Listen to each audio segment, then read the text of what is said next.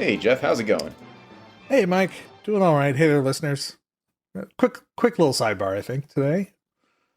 Let's see. First up, I wanted to revisit one topic from Zootopia, because as I was doing the edit, I had a couple of additional thoughts that I thought were worth at least touching on, because in our discussion of warrants and the Fourth Amendment and whatnot, it's worth saying that when police conduct an illegal search, generally the remedy is that any evidence that they find as a result of that is excluded. But because of the way the movie plays out, I wanted to note that the villain who is ultimately arrested and charged would not be able to raise the fact that it was an illegal search in their, defense to try and get that evidence. Everything that sprung from them investigating the limo service, try and get that evidence excluded, because you can only raise your own Fourth Amendment interest. You can only challenge an illegal search of things you had a privacy interest in. And spoiler alert, in this case, the assistant/mayor Bellwether did not have a privacy interest in this limo service or the limo that was searched or anything like that. So she would not have been able to, try and exclude anything. Well, she could have tried, but she wouldn't have been able to exclude anything that resulted there. And I thought that was worth noting, because the Fourth Amendment only goes so far, and that's often left out of the conversation. So, I mean, we don't actually know who owns the limo company, I guess. I guess it's not revealed. Or it was the mob guy? It's not specifically stated. I always assumed that, that was the mob guy's limo, that was the limo service he used. Not necessarily that he owned it, but he very well may have. I think it would make sense if the mob guy owned it. Yeah. But, maybe Mayor Bellwether owned it. It's not like what did they get from that? I don't remember exactly what they got from that search in the movie, other than, they ended up having a conversation with, what do we call the mob shrew guy? Yeah, the shrew father? Yeah, the shrew father. Mr. Big. Mr. Big, yeah. Other than, they ended up having a conversation with him, and there's nothing that would have been excluded prior to that, I think, would affect the case at all. So it's, you had a conversation with him. He tipped you off that one of his people went rogue or something. Yeah. Or gave you more information. And then that led to another series of events. There wasn't an issue of an illegal search after that, other than, I guess, they went to the hospital, which they didn't have a warrant to enter. How did they get into that? I don't remember how they got to the hospital. You could make an argument that if she had a privacy interest in the limo service, you could make an argument that it's all fruit of the poisonous tree. That is a trope from legal dramas that is a real thing. That's, when evidence has to be excluded because the police violated the Fourth Amendment or other provisions, that generally anything that followed from that illegal search is excluded unless the police can show that they would have inevitably found it through other avenues. Now, there is enough other stuff going on there that you could say, well, we identified what limo he was in. We could have found out who was driving it by just, waiting till the next day to talk to the limo service. We would have found it eventually. So, and I apologize for the fireworks. Oh, you're getting fireworks right now? That's funny. Yeah.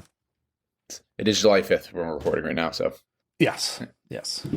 Just some other stuff that we wanted to talk about is I always bring up random tropes that I see, and Jeff and I want to bounce a few off of each other. Sure.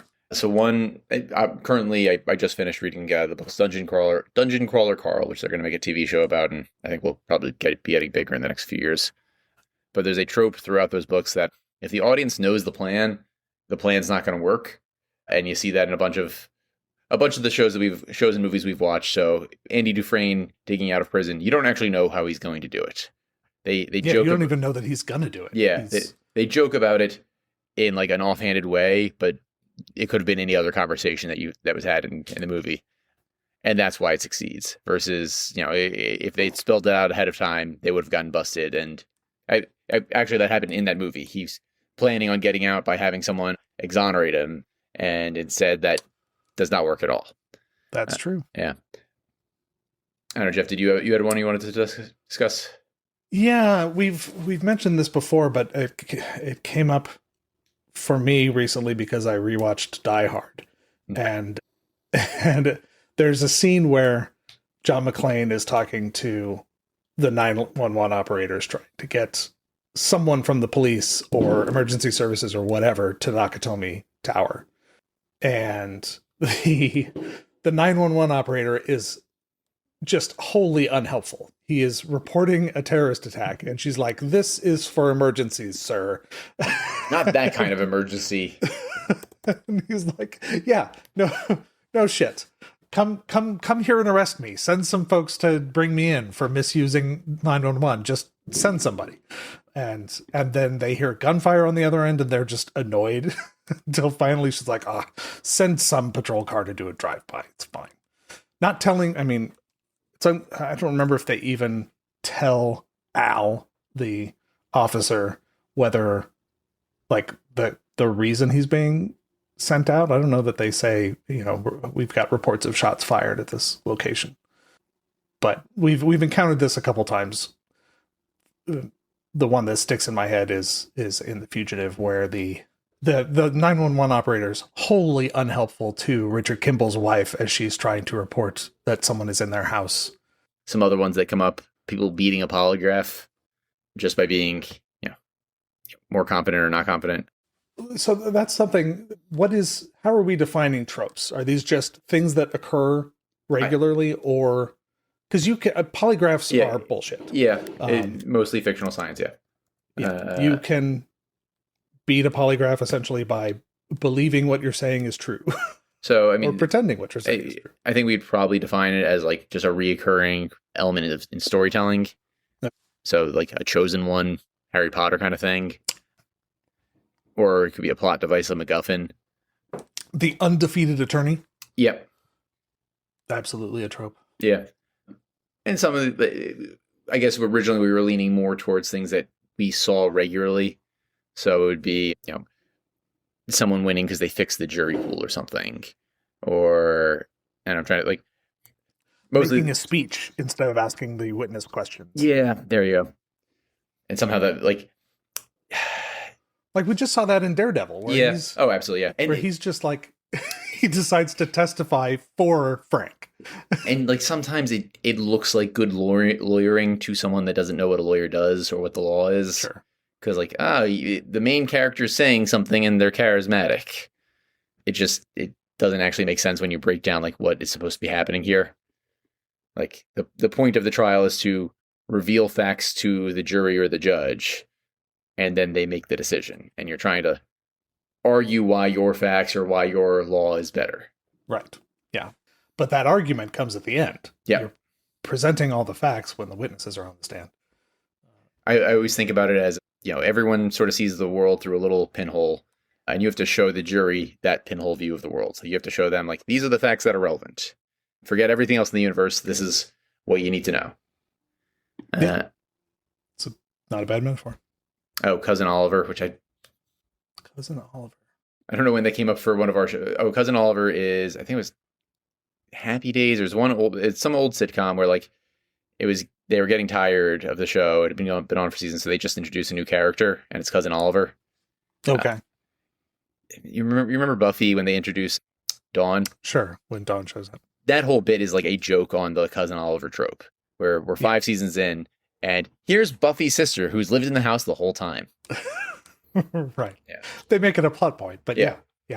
Okay. So I don't know. A couple of common tropes that we see, I try and make notes of them if I find something funny, especially if it's like a repeating bit. I don't have a great word for the one that always annoys me the most, which is when money doesn't make sense in this universe in a way that is just somebody's either throwing around tons of money or complaining they're broke at times that it doesn't quite make sense. And it just seems like it was written by a child who is aware that people have money and money is useful for things, but they don't know, they're not aware of quantity or how much, it takes to do things. I was just watching a video where they mentioned, among a number of things along this line, that the wizarding money system in Harry Potter makes absolutely no sense. Yeah. If you do the math, given how many students are in each class at Hogwarts, there's only 5,000 wizards in all of England or something, which is not enough to support an economy. And they also don't seem to trade with the regular economy. And That Yeah, totally makes sense.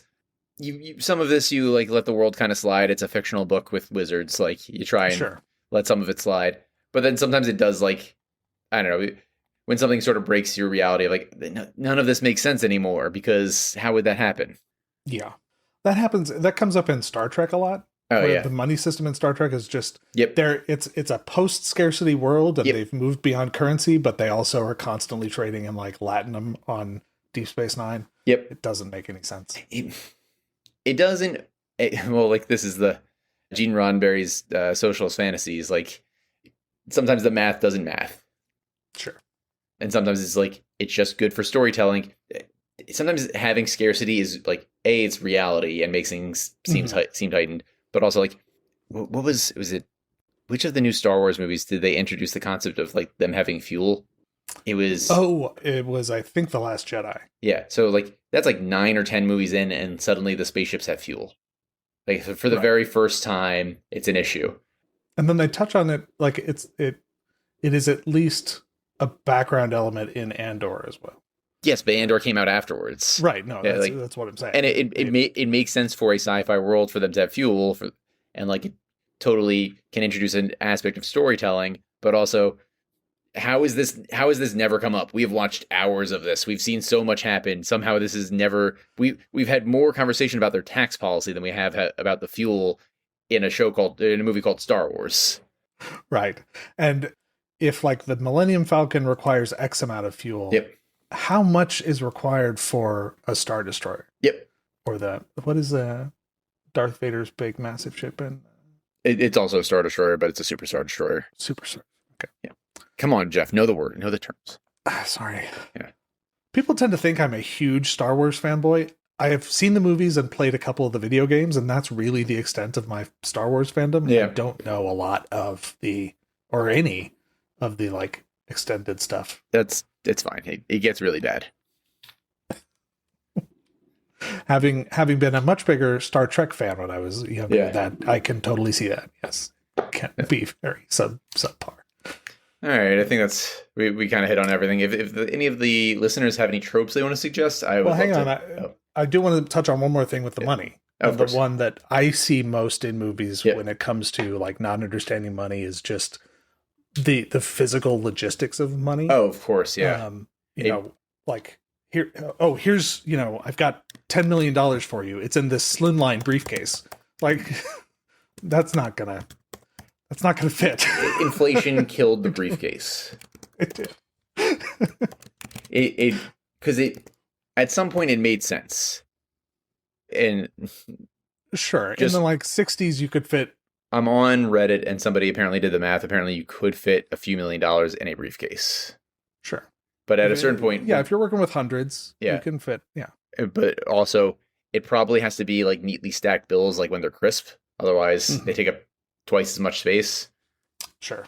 This post on Reddit, you could get between 304 and 323 stacks in a briefcase at 10,000 each, gives us a briefcase worth between 3.04 million and 3.23 million, which is a lot of money. But then they'll have like the big heist stealing $1 billion, and it's like, oh no, they have 3 briefcases. It's not gonna work.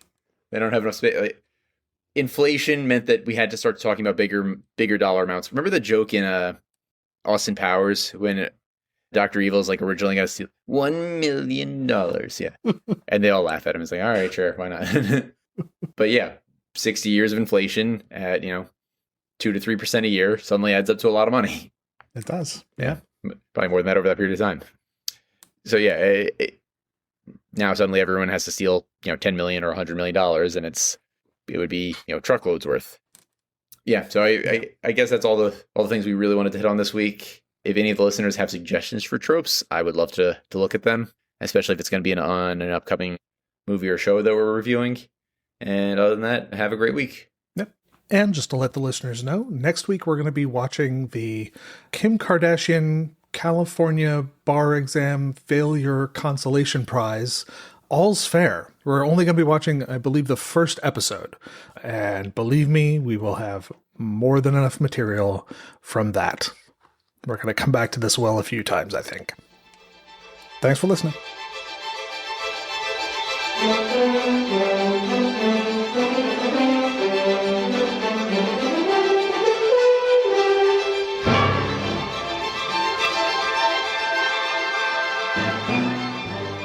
The Not So Grand Jury is sponsored by Morwa P. LLC. The opinions expressed in the Not So Grand Jury are those of the hosts themselves, and not of their respective employers. The theme music for the Not So Grand Jury is from Gustav Holst's Jupiter and is in the public domain. If you'd like to get in touch with us, if you want to suggest future movies, or even if you want to offer corrections, you can email us at notsograndjury@gmail.com or message us on any of our social media accounts. The Not So Grand Jury is copyright 2026, all rights reserved.